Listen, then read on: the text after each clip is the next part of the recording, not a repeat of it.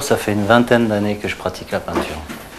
Je vis à Montboucher-sur-Javron où je travaille depuis 4 ou 5 ans.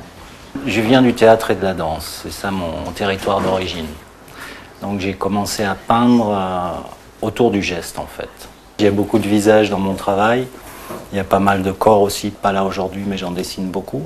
Et j'invente ma peinture et j'invente ma technique. C'est, à la limite je dirais c'est ça qui m'intéresse. Si je ne suis pas dans une forme d'invention, je n'ai pas l'impression de faire le travail que j'ai envie de faire.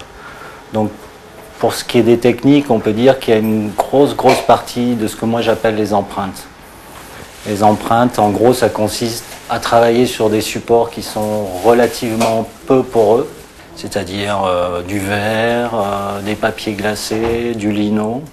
Ensuite, d'estamper, c'est-à-dire de venir appliquer du papier sur ce qui est en cours et d'arracher de la matière. Et j'obtiens un négatif de ce que je suis en train de faire sur un autre papier qui est aussi la base d'un autre travail. Donc il y a un travail en série qui se fait.